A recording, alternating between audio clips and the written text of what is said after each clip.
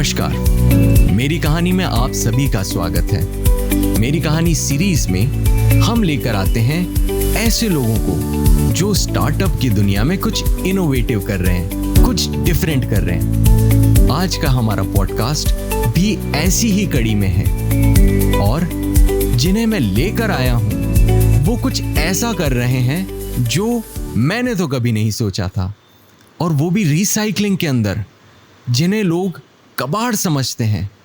किसे पता था वो किसी के लिए सोना भी हो सकता है, और ऐसा सोना जो पर्यावरण को हरा भरा भी बना सकता है।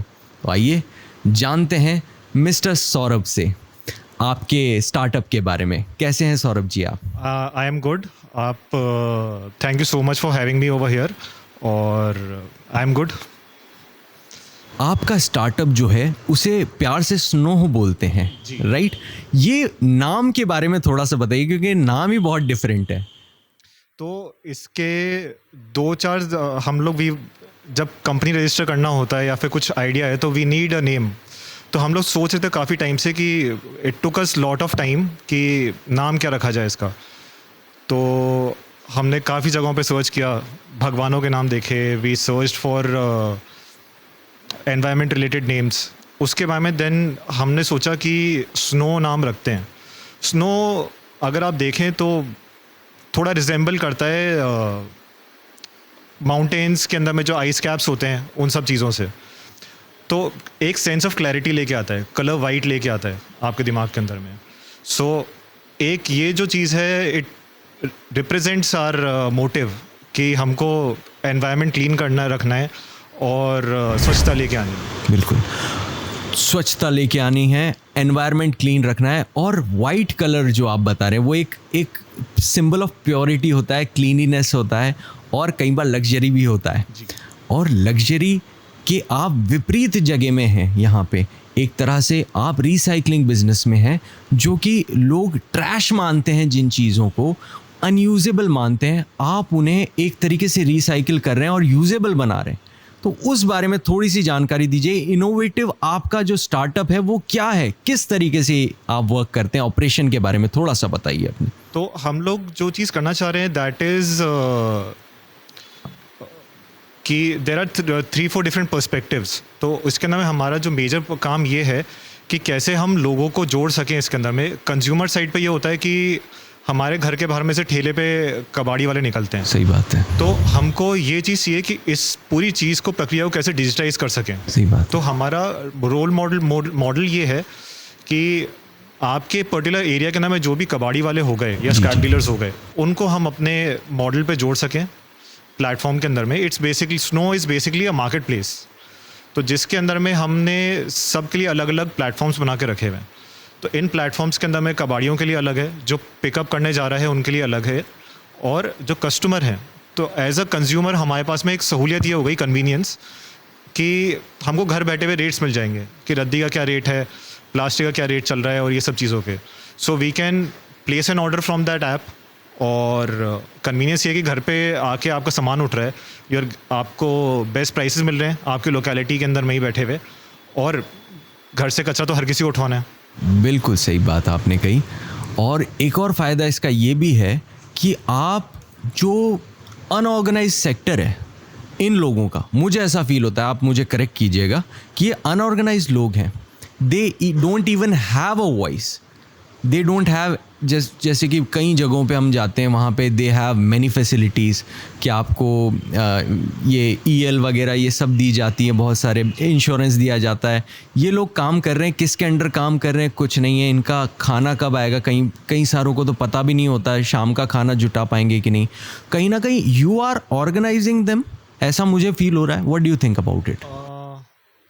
अब ये चीज़ मैंने अपर लेवल पर्सपेक्टिव में सोची नहीं है, बट अगर हमारा मोटिव भी यही रहा है कि इन लोगों को जो काफ़ी दिक्कत आती है, अगर आप यूँ देखें कि एक ठेले पे लड़का निकल रहा है कि गर्मी के अंदर में, यहाँ पे कोटा हमारा जो सिटी है, तो कोटा के अंदर में अगर गर्मियों का दिन लें आप, तो टेम्परेचर अराउंड 45 डिग्रीज तक पहुँच जाते हैं। कभी कभार कुछ दिनों के अंदर में 47-48 डिग्रीज तक पहुँच जाते हैं। सो अब इस तपती गर्मी के अंदर में आप ठेला लेके निकले हुए हैं कि आपको कहीं से स्क्रैप मिल जाए और वो स्क्रैप को आप आगे जाके बेच सकें। यूँ हो गया, समझ लीजिए कि अगर वो लड़का 10 गलियों के अंदर में से गुजर रहा है और लेट से कि उसको 10 गलियों में से कहीं पे एक जगह पे मिल गया कबाड़ा, तो उसकी आमदनी कुछ हो गई। बट इन केस अगर 10 की 10 में से कुछ नहीं मिला तो he has to go back और कुछ भी नहीं मिल रहा उसको। So that is what we thought कि इन सब चीज़ों के ऊपर में वर्क करना चाहिए। एंड प्रॉबेबली वर्किंग एनवायरनमेंट बहुत ख़राब है। So that was what our thought process was. क्या कोई ऐसा इवेंट रहा या कोई ऐसी चीज़ हुई या आपके अंदर बचपन में ऐसे ख्याल आते रहे धीरे धीरे करके, जैसे गौतम बुद्ध को आए थे, धीरे धीरे करते हुए आए थे एक के बाद में एक, कि ये आइडिया यहाँ तक पहुँचा, एग्जीक्यूशन तक आपने ऐसा ठाना? बिकॉज दिस मतलब सुनने में तो आसान लगता है बट इसे एग्जीक्यूट करना बहुत ज़्यादा टफ है, मुझे ऐसा लगता है। तो पहले तो आप ये बताइए, बाकी चैलेंजेस के बारे में भी आगे बात करेंगे अपन। सो ये हुआ ऐसे था, मतलब there have been many instances. ये ऐसी चीज़ें आपको एकदम से तो आती नहीं है। So it started from college time के से शुरू हुआ था ये चीज़। कॉलेज टाइम पे हमारी कुछ वर्कशॉप्स थी, तो उसके अंदर में देयर वाज दिस गर्ल, तो उसने टोका था। अब मैं सेंटर फ्रेश खा रहा था, सेंटर फ्रेश खा के मैंने साइड में फेंक दिया। सो देन व्हाट उस लड़की ने ये किया था कि उसने वो रैपर उठाया एंड उसने बोला कि आप कचरा क्यों कर रहे हो जगह जगह पे, एंड उसने डस्टबिन में डाला अपनी जगह पे। And that was one instance. उस पर मेरे को ज़्यादा जोर नहीं दिया था उस टाइम पे। अब सेकंड पार्ट ये हुआ था कि हम यूएस गए थे कंपटीशन के लिए। उस टाइम पे आफ्टर कंपटीशन हम लोग कहीं पे तो थे, अब I don't exactly remember that place. तो उसमें हुआ ये था कि आप कहीं पे भी जाओ तो यू विल फाइंड कि सारी स्ट्रीट्स क्लीन है, कि सारी जगह जगह आपको क्लीन दिखेंगी और बहुत मुश्किल से आपको कहीं पे कचरा दिखेगा। अब इंस्टेंस ये हुआ था कि अब ये पर्टिकुलर स्टोरी ऐसी है कि एक होमलेस गाय था, उसने वो केला खाया, केला खा के उसने जो पील था उसने बस सड़क के बीच में फेंक दिया। अब वहाँ से एक लेडी गुजर रही थी और शी हैड अ स्ट्रॉलर, और स्ट्रॉलर वो हो गया जिसके में बच्चा लेके जाते हैं। और उसके बाद में आई फेल्ट कि she was pregnant also at that time. और वो वहाँ पे उन्होंने स्ट्रॉलर रोका है, और स्ट्रॉलर रोक के फिर वो बीच सड़क में जाके उन्होंने वो केले का छिलका उठाया है और उन्होंने डस्टबिन में फेंका उस चीज़ को।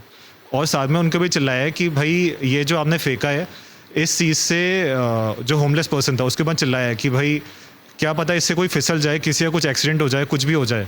सो दैट वाज वन मोमेंट कि that was thought provoking moment for me personally, कि यार if she is thinking about so much, जबकि पूरी जगह इतनी क्लीन है और ये इंडिया के नाम है, हम लोग ऑन अ डेली बेसिस करते हैं। And before that time period I was like यार ये तो हम कर ही रहे हैं। मैं तो क्या बोलते हैं, अभी इंडिया के अंदर में मैंने जब फ्लाइट पकड़ के आ रहा था उसी टाइम पे मैं कुछ ना कुछ कर ही रहा था ऐसी चीज़। तो वो दैट प्रोसेस आपको लेके जाती है पूरी उसके अंदर में। एग्जैक्टली। और बाकी देन धीरे धीरे चीज़ें नोटिस होती रही कि क्या हो रहा है इंडस्ट्री के अंदर में, कैसे चल रही है। And then we started thinking about it. तो मास्टर्स करने का प्रोग्राम था मेरा स्वीडन के अंदर में, एंड तो वो कोविड आ गया था, दैट डिडंट हैपन। उसके बाद में I came to know about Sweden के। स्वीडन में मैं इसलिए जाना चाहता था बिकॉज आप अगर स्वीडन में देखें तो जो घर के अंदर में आपको कचरा होता है वो 7 to 8 डिफरेंट कैटेगरीज में अलग करना होता है। हाँ। एंड ये हम लोगों के लिए बहुत डिफिकल्ट है कि हम लोग यहाँ पे 2 कैटेगरीज में भी अलग नहीं कर पा रहे, नहीं कर पाते। सो अगर वो भी ह्यूमन बींग्स हैं वहाँ पे, हम लोग भी सेम हैं, तो अगर वो लोग कर सकते तो हम क्यों नहीं कर सकते? क्यों नहीं कर सकते? And plus the thing is कि अगर आप पैरेलली में देखोगे तो यहाँ पे एक इंडस्ट्री है जो आपको पैसे भी दे रही है। बिल्कुल तो बिल्कुल। आपको अपने कचरे के पैसे भी मिल रहे हैं। बिल्कुल। So why are we not, मतलब हर कोई क्यों नहीं कर रहा उसको अलग? मेरा सवाल भी यही है कि जब इतने सारे कंट्रीज जो हमसे बहुत छोटे, Sweden is a very small country compared to India, हमारे कई सारे स्टेट्स उससे बड़े होंगे मुझे लगता है एक तरीके से। हाँ। उनकी पॉपुलेशन वाइज अगर देखा जाए तो, if I am not wrong, geography में I am weak, I accept, but देखा जाए तो we have huge population, huge man power. तो इंडिया में ये क्यों नहीं हो पा रहा? चैलेंजेस बताइए, क्या क्या चैलेंजेस आपको आ रहे हैं इस स्टार्टअप में, इस इनोवेटिव स्टार्टअप में, थोड़ा सा वो बताएं। तो अगर मैं स्पेसिफिकली अगर आपको जो पिछला सबसे पहला जो पार्ट था वो ये था कि हम लोग क्यों नहीं कर रहे हैं, तो वो उसका रीज़न ये है कि स्वीडन ने जो काम किया है उनको इस चीज़ पे आते आते 12 ईयर्स लगे हैं। तो गवर्नमेंट का भी रोल रहा है, इंडस्ट्री का भी रोल रहा है, उनको 12 साल लगे हैं। और हम लोगों ने सोचना इस पे अब शुरू किया है ढंग से देखा जाए तो। दो हमारे यहाँ पे गाड़ियाँ हैं पर हमको खुद की भी हैबिट्स चेंज करनी पड़ेंगी। तो वो हर एक चीज़ से आता है। गवर्नमेंट के अंदर में भी ये है कि गवर्नमेंट के अंदर में लिमिटेड लोग हैं, आप हर चीज़ में गवर्नमेंट को भी ब्लेम नहीं कर सकते। तो दैट वाज वन पार्ट। अब चैलेंजेस इसके अंदर में पर्टिकुलरली ये हो गए कि since we are discussing about it, तो ये था कि अनऑर्गेनाइज सेक्टर है, थोड़ा बहुत लोगों को डर भी है, और अगर आप देखेंगे तो एक थोड़ा काफ़ी पिछड़ा वर्ग काम करता है इसके अंदर में। एग्जैक्टली। तो काफ़ी अनएजुकेटेड लोग भी होते हैं, और साथ के साथ में काफ़ी सारी प्रॉब्लम्स भी इंडस्ट्री के अंदर में। बिल्कुल बिल्कुल। तो चैलेंजेस तो कम नहीं है इस लाइन के अंदर में। अगर आप जनरली आप किसी भी फील्ड में जाओगे तो उससे आई विल से 10 फोल्ड्स हो जाता है आपका अच्छा पार्ट। बिकॉज आपको ऐसे बंदों को समझाना है जो ठेले पे अगर जा रहा है, तो उसने बहुत सारे जितने भी हैं, ऑलमोस्ट आई थिंक 70 to 80% जो लोग हैं अभी भी कीपैड वाले फ़ोन्स यूज़ कर रहे हैं। अच्छा हाँ। और साथ के साथ में मार्जिन्स बहुत कम है। अगर आप ठेले वाले के हिसाब से भी देखेंगे तो 4 रुपए के हिसाब से आपकी बॉटल्स बिकती हैं, जो कांच की बॉटल्स होती हैं, बियर बॉटल्स और ये सब, तो 4 रुपीज़ के जी के हिसाब से जी। तो इनको आगे वेयर हाउस में मिलता है। अब अगर वेयर हाउस से ये लोग के पास में प्राइसिंग आ रहा है और ये गली गली में घूम रहे हैं और 4 रुपए के हिसाब से, तो ये आपको ऑफर ही नहीं कर सकते सेम चीज़। ये एक या बिल्कुल फ्री में लेंगे। तो industry is very tough, margins are tough, हर एक चीज़ में प्रॉब्लम है इस इंडस्ट्री के अंदर में। आपने कहा था कि चैलेंजेस बहुत सारे हैं, सही है, और 10 गुना ज़्यादा चैलेंज है बाकी इंडस्ट्रीज से आपकी इंडस्ट्री के अंदर। और आप कुछ एक कहानी बता सकें अगर इस बारे में, तो हमें ज़्यादा अच्छा समझने को मिलेगा, या कोई तरीका बता सकें जो आप ट्राई कर रहे हो, उससे आपको पता चला हो कि भाई इसमें तो बहुत चैलेंजेस हैं। तो इसमें जब जैसे हमने स्टार्ट किया है, तो इनिशियली जब मैं स्टार्ट किया था मैं कहा ठीक है यार, सब जगह पे जब डिजिटाइजेशन आ रहा है तो ये एक पर्टिकुलर सेगमेंट क्यों है जहाँ पे डिजिटाइजेशन नहीं है। आज की तारीख में भी इतना ज़्यादा कैश में डीलिंग्स होती हैं। सो देन जब ग्राउंड पे जाके हमने चालू किया, सर्वे करना चालू किया, ऑनबोर्डिंग चालू करी हमने कबाड़ियों की, इन सब की, तो उस टाइम पे हमको रियलाइज़ हुआ कि ये एक्चुअली क्या है, पूरी कैश रन इकोनॉमी है एक। और इसके अंदर में आपको कहीं पे भी एक तो ये है कि बिल्स बहुत मुश्किल से मिलेंगे ऑन ग्राउंड पे। अगर हमारे घर पे कोई कबाड़ी आए तो वो आपको बिल कभी देखा होगा आपने, तो आई डोंट थिंक कि आपने कभी देखा भी होगा बिल। कभी भी नहीं। और अगर मिलता भी है तो वो पर्ची में मिलता है। तो एक ये पार्ट हो गया उसके अंदर में कि टैक्सेशंस है और ये सब चीज़ें हैं। सो इसके अंदर में गवर्नमेंट को भी लॉस होता है एक टाइप से। और coming to the other segment की फ्रॉम स्टार्टअप पर्सपेक्टिव क्या लॉस है, वो ये हो गया कि जब हमने चालू किया था तो यहीं पे आई थिंक 2 कंपनीज थी कोटा के अंदर में ही, who started with scrap. Online के अंदर थोड़ा कुछ करना चाह रहे थे वो, बट उन्होंने फिर फॉर सम रीजंस उन्होंने बंद कर दिया। और ऐसा ही जब अभी रिसेंटली कुछ इवेंट्स हुए हैं सस्टेनेबिलिटी के अराउंड पे, तो जब हम वहाँ पे गए तो उनका भी यही कहना था कि आप जिस सेगमेंट के अंदर में हो वो थोड़ा टफ है। और हमने ट्राई किया है and then we had to move back to कि लार्जर ऑडियंस पे, कि इसके अंदर भी लेवल्स होते हैं कि एक तो बिल्कुल ग्राउंड पे स्क्रैप डीलर्स होते हैं, उसके बाद में फिर आपके अपर में वेयर हाउसेस होते हैं। तो अपर वेयर हाउसेस के बाद में जो इनका होता है एपेक्स डीलर्स आते हैं। तो ये लोग एपेक्स डीलर के साथ में ज़्यादा प्रेफर करने लग गए हैं रेदर देन उसके नीचे। तो हमारा सेगमेंट ये रहा है कि we want to deal with these people, क्योंकि यहाँ पे बहुत वर्क है करने के लिए। सो इसके साथ साथ में हम लोग ट्राई कर रहे हैं कि डिफरेंट NGOs के साथ में कोलैबोरेट किया जाए, डिफरेंट और भी लोगों के साथ में कोलैबोरेट किया जाए, क्योंकि ये जो काम है आप अकेले कर ही नहीं सकते इस इंडस्ट्री के अंदर में। और तो NGOs से आप जुड़ रहे हो जी, तो कैसे जुड़ रहे हो NGOs से? क्योंकि ये तो बिजनेस है, NGOs don't do business in a way, because NGO is like mostly non-profit. Generally they are for the social work and all that, and you are a business because you are a startup. तो कैसे manage कर रहे हो तो आप? एक type से दोनों ही गोल्स अलाइन होते हैं ओके, कई जगहों पे।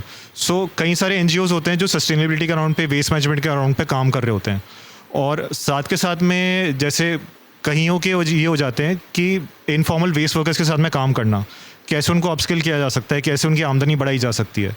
सो उसके अंदर में हमारा भी एक सेगमेंट है कि जो हमारा पूरा मॉडल हो गया वो इसके अंदर में कोलैबोरेट हो सकता है और इनकॉर्पोरेट हो सकता है, तो दोनों की चीज़ें अलाइन हो जाती हैं। बिल्कुल बिल्कुल। एंड बिल्कुल आपने कहा कि गोल्स अलाइन होने बहुत ज़रूरी हैं। जी।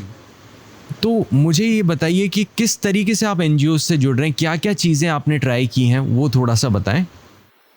तो अभी जैसे एग्जांपल देता हूँ, मैं कोटा के ही एक एनजीओ हैं हम लोग करके, तो उनके साथ में हम लोग का भी ये चल रहा है कि मिट्टी गणेश जी का एक वर्कशॉप्स हमने करवाई थी जगह जगह पे। अच्छा अच्छा। उनके साथ में कोलैबोरेट करके, तो उसके अंदर में हमारा रोल ये था कि कैसे, अगर आप देखें तो आज की तारीख में पीओपी के गणेश जी बनते हैं जगह जगह पे। बिल्कुल बिल्कुल। और बिल्कुल। ये क्या होता है कि जब आप पानी के अंदर में डालते विसर्जित करते हैं इसको, जी जी जी, तो इसमें कई सारे टॉक्सिक केमिकल्स होते हैं, पेंट इंक्लूड करके, बिल्कुल बिल्कुल। और सागे साथ में प्लास्टिक भी जाता है, हर चीज़ जाती है। बिल्कुल। तो हम लोग का ये रहा है कि कैसे हम इन चीज़ों को आगे रोकें, इन सब चीज़ों को। तो हम लोग का कैंपेन ये था कि मिट्टी गणेश जी बनाया जाए जगह जगह पे। सो हमने अराउंड 50 स्कूल्स के अंदर में, as far as I remember, तो वहाँ पे कैंपेन्स किए थे, और इसमें अराउंड 5,000 to 10,000 स्टूडेंट्स को के उसमें हमने वर्कशॉप कंडक्ट करी थी। बहुत बढ़िया। सो टीम्स डिवाइड करी गई थी पूरा कोऑर्डिनेट करके। बिल्कुल बिल्कुल। ऑन अ डेली बेसिस हम लोग जाते थे। मॉर्निंग का जो फर्स्ट हाफ रहता था, first half around morning 7 o'clock से 11 o'clock पे हम लोग इस चीज़ को डेडिकेट करते थे। बिल्कुल बिल्कुल। और इसके अलावा में हम लोग ट्राई कर रहे हैं कि उदयपुर के अंदर में भी हमारा एनजीओज़ के साथ में चले, तो इट्स टू अर्ली टू से। बिल्कुल बिल्कुल। सो आपने चैलेंजेस बताए कि बहुत बड़ा चैलेंज है कि एक अनऑर्गेनाइज सेक्टर है और बहुत अनएजुकेटेड लोग भी हैं और इस तरह की चीज़ें हैं। तो ये सारी चीज़ें सुनने के बाद कभी घबराहट नहीं हुई? ऐसा नहीं लगा कि let's back it out, this is not going to work, this is like बहुत ज़्यादा चैलेंजेस हैं? और वो हिम्मत कैसे बनी, ड्राइव कहाँ से आई आगे बढ़ने की, क्या लगता है? सर ये चीज़ अगर मैं बोलूं कि हिम्मत कहाँ से आ रही है, तो आपको सेल्फ मोटिवेट खुद को ही करना पड़ेगा, क्योंकि कोई और नहीं आने वाला है कि और साथ के साथ में अगर आप मोटिवेटेड नहीं रहोगे तो आपकी टीम भी मोटिवेटेड नहीं रहेगी। So you have to be motivated, और आपको अपनी खुद की टीम को भी मोटिवेट करके रखना है। बिल्कुल। सो दैट इज़, इसके अंदर में मेरे पास में इसके अलावा कोई और आंसर नहीं है। बिल्कुल बिल्कुल। So regarding the, again I will come to the recycling part. China से आए हैं और चाइना में रिसाइकलिंग का सबसे बड़ा बिजनेस है, मुझे ऐसा लगता है, क्योंकि they import garbage from other countries. उनका टिन चाइना जो है वो बड़ा फेमस है। चाइना टिन मेटल जो है वो कई चीज़ों में यूज़ होता है क्योंकि वो बहुत सस्ता आता है। तो क्या लगता है कि ये वाकई में इंडिया में भी इतना स्कोप है ट्रैश के अंदर? अगर हम स्क्रैप और वेस्ट मैनेजमेंट के अराउंड पे इकोनॉमी पे बात करी जाए, तो अभी I was reading some report, तो उसके अंदर में it was mentioned that by 2025 ये अराउंड $80 billion का मार्केट होगा। 80 बिलियन, किड यू नॉट? हाँ, यस, ये अकॉर्डिंग टू EN ट्रैकर पे था, it was report. Huge number, and it's all about India right now. अब I am not able to recall it, but I think it was mentioned that specific number was there. हाँ, और अब तो globalisation भी हो गया, जैसे कि चाइना जो है वो ट्रैश मंगाता है एंड बाद में उसी का बना के वो फॉरेन में वापस से चीज़ें एक्सपोर्ट भी करता है। चाइना ने एक्चुअली में काफ़ी सारी कंट्रीज अब बैन करती जा रही हैं importing of trash from other countries, specifically जो प्लास्टिक होता है।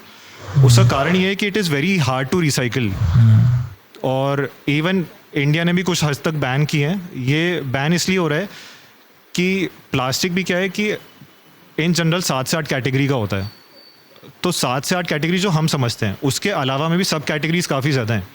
तो जितनी ज़्यादा आपकी जो कैटेगरीज हैं आपको आइडेंटिफाइड, जितनी ज़्यादा लेट से प्लास्टिक हो गए, तो उतना ज़्यादा डिफरेंट आपको रिसाइकलिंग के मेथड्स रखने पड़ेंगे। बिल्कुल बिल्कुल। तो इट गेट्स रियली हार्ड। और साथ के साथ में अगर आप प्लास्टिक को देखें तो सेंटर फ्रेश की च्युइंगम का ही ले लेते हैं, या फिर आप दूसरी चीज़ ले लें, तो नॉट सेंटर फ्रेश, बिकॉज वो फिर वो ये हो जाएगा कि सेंटर फ्रेश में क्यों बोल रहे हैं। उसके पीछे ही पड़ गए हम लोग।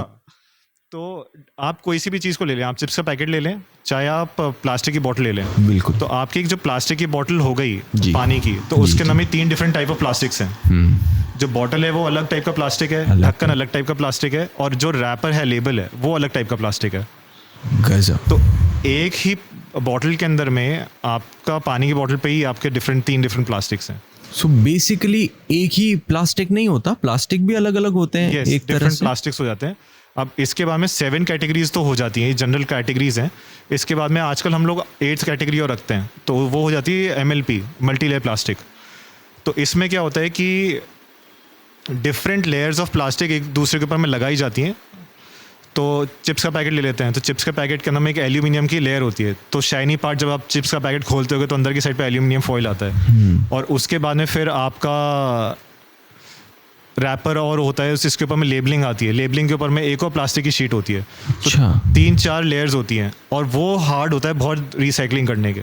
तो वो बेसिकली वो मेटल का नहीं है जो लगता है कि अंदर से मेटल का है। और हाँ, तो अंदर की साइड पे एल्यूमिनियम की लेयर हो गई है। हाँ हाँ, तो अब वही पार्ट हो गया कि हाउ डू यू, इतनी सारी प्लास्टिक्स की चीज़ें हैं, हम तो फेंक देते हैं। बिल्कुल। अगर आप देखें तो बिल्कुल बिल्कुल। अगर कचरे के हिसाब से देखें तो कचरे को हमने फेंक दिया है बिल्कुल, गाड़ी के अंदर में। अब उसको रिसाइकल, पहले तो उसको सबको अलग अलग करना, अब वो अलग अलग करने के बाद में फिर देन वो पार्ट आता है। बिल्कुल बिल्कुल। तो ये एक चैलेंजिंग चीज़ है।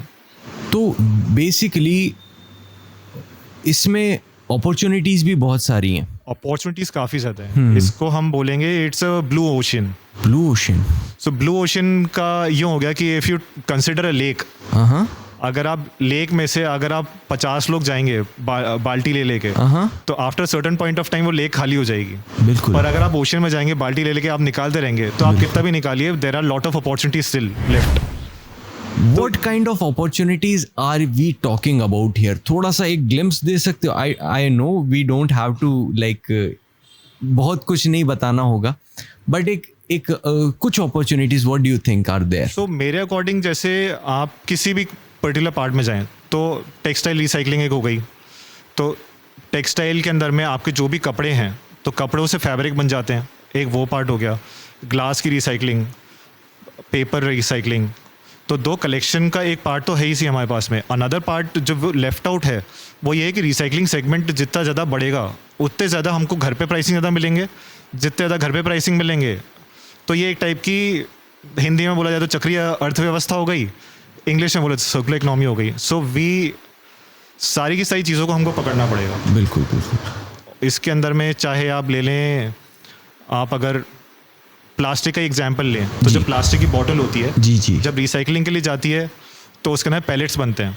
हाँ हाँ, धुलने के बाद में पैलेट्स बनते हैं। पैलेट्स के बाद में वो वापस से उसका नया प्रोडक्ट बनता है। तो जो नया प्रोडक्ट है वो वापस से मार्केट में आता है, एंड अगेन वो सेम प्रोसेस चलती है। सिमिलरली ऐसे ही आप देखें तो कांच की बोतलों के साथ भी होता है। तो कांच की बोतलें भी अगर हम देखें तो वो भी रिसाइकिल होती हैं। मेटल्स, तो रिसाइकलिंग इंडस्ट्री बहुत बड़ी है एंड बहुत अपॉर्चुनिटीज़ हैं। तो मुझे आपकी बातों से एक बात याद आई, एक बहुत अच्छा पॉइंट याद आया कि रिसाइकलिंग 2 जगह होती है। There are industrial recycling that is going on, और फिर हाउस होल्ड भी है। तो आपने हाउस होल्ड को ही क्यों चुना? और जबकि देखा जाए तो इंडस्ट्रियल वाले जो होते हैं वहाँ तो रॉ वेस्ट ढेरों निकलते हैं, और वहाँ अर्जेंट नीड भी है, क्योंकि एक मास स्केल पे वो लोग कर रहे हैं। हाउस होल्ड को ही आपने क्यों चुना? बिकॉज आई थिंक लोगों को ऐसा ही लगेगा कि यहाँ तो बिजनेस अपॉर्चुनिटी बहुत ज़्यादा है। तो बताएं उस बारे में। तो हाउस होल्ड और इसमें फ़र्क ये है कि जो इंडस्ट्रियल वेस्ट है वो थोड़ा बहुत ऑर्गेनाइज्ड है अभी स्टिल, बिकॉज अगर आप कहीं पे भी इंडस्ट्री सेटअप कर रहे हो तो आपको ये भी आपको बताना पड़ेगा कि आपका कचरा कहाँ जा रहा है, क्या हो रहा है। तो इंडस्ट्रियल वेस्ट के अंदर में ये हो जाता है कि इंडस्ट्रियल वेस्ट जो है, काफ़ी सारी इंडस्ट्रीज़ का जो वेस्ट हो जाता है, तो आप जब इंडस्ट्री सेटअप कर रहे हो तो आपको ये भी बताना है गवर्नमेंट को कि आप जब इंडस्ट्री सेटअप कर रहे हो तो वेस्ट कहाँ जा रहा है, आप उससे डील कैसे कर रहे हो। बिल्कुल। सो वो लोग के सारे टाइप्स होते हैं, और कहाँ पे बेचना है, क्या क्या करना है, वो सब होता है। कई जगहों पे ऑक्शनिंग होती है इस चीज़ की। सो कंपैरेटिवली अगर देखा जाए तो ये थोड़ा ऑलरेडी ऑर्गेनाइज्ड है, ऑर्गेनाइज्ड है, और प्लेयर्स आर ऑलरेडी देयर। तो हमारा ये टारगेट रहा है स्टार्टिंग से ही कि हमको इस पर्टिकुलर सेगमेंट में काम करना है। बिल्कुल। हम लोग अगर उस इंडस्ट्री के अंदर में एंटर होना चाहेंगे तो probably at a later stage, but अभी हमारा फोकस इसी चीज़ पे है। आप बेंगलोर में काम कर चुके हैं? मैं पढ़ाई कर रहा हूँ बैंगलोर के अंदर। पढ़ाई की है आपने वहाँ का वर्क कल्चर देखा है जी, है ना? आप वहाँ रह चुके हैं उस वर्क कल्चर में, तो एकदम से यहाँ कोटा आना, और Kota is famous for education, not for startups as of now, but yes there are many things going on for startups as well in Kota, and one of them is snow. तो यहाँ पे और वहाँ पे क्या डिफरेंस देखने को मिलता है, जो एक सिलिकॉन सिटी मानी जाती है एक प्रकार से, जैसे कि जो वहाँ का अमेरिका का एप्पल मैक वगैरह सब एक ही जगह होते हैं, वैसे बेंगलोर के अंदर यहाँ पे साइबर सिटी कह सकते हैं, टेक्नो हब कह सकते हैं, वो सारी चीज़ें वहाँ पे, और फिर एकदम से कोटा आना, तो क्या डिफरेंसेस आपको फील हुए? तो डिफरेंसेस तो ऑब्वियसली पड़ते हैं। बिल्कुल। अब हमारे पास में भी ऑप्शन था कि बैंगलोर में भी कर सकते हैं। बैंगलोर के अंदर में मेरे पास में पर्टिकुलरली मेरी बात करी जाए, बिल्कुल, तो मेरे काफ़ी फ्रेंड्स भी हैं वहाँ पे, और प्लस लोकेशन भी नोन है। तो अब वही चीज़ आई थी दिमाग के अंदर में कि कोटा में क्यों शुरू किया जाए। तो कोटा के अंदर में ये था कि मेरे को चैलेंज ये है कि मेरे मॉम डैड अकेले हैं यहाँ पे, और ले दे के आखिर में मेरे को यहाँ पे कोटा में आना है, तो वाई नॉट स्टार्ट यहीं से क्यों ना शुरू किया जाए। बिल्कुल। तो इसके अंदर में फिर हमने कहा कि अब जैसा मैं हूँ, जैसे मेरे को घर पे आना है, तो ऐसे काफ़ी और भी लोग होंगे जिनको अपॉर्चुनिटी सी होगी कि घर पे आके काम करें और घर पे कुछ मिल सके। बिल्कुल, अपॉर्चुनिटीज़। बिल्कुल। सो दैट वाज माय पॉइंट कि कोटा में आके ये चीज़ें करी जाए, इसलिए मैं आई स्पेसिफिकली चोज़ कोटा कि एक तो होम टाउन है, we know people over here, और साथ के साथ में काम करने में अलग ही मज़ा रहेगा यहाँ पे अगर अपने नोन्स के बीच में करो तो। सो दैट वाज वन पार्ट। और अगर चैलेंजेस की बात करें तो उसके रिगार्डिंग में भी तो डिफरेंसेस तो काफ़ी आते हैं। अगर आप बैंगलोर की बात करें तो you have IIM over there, उसके साथ में आपके वहाँ IIIT भी है, और काफ़ी बड़े बड़े इंस्टीट्यूट्स भी हैं, universities. You also have IISc Bangalore. सही बात है। सो कंपैरेटिवली काफ़ी बड़े बड़े एजुकेशनल इंस्टीट्यूशंस हैं, और कोटा के अंदर में FEC तो सबसे बड़ा जो इंस्टीट्यूट है वो IIIT कोटा है, एंड वो भी रिसेंटली अभी आई थिंक जुलाई के अंदर में कोटा कैंपस चालू हुआ है। बिल्कुल।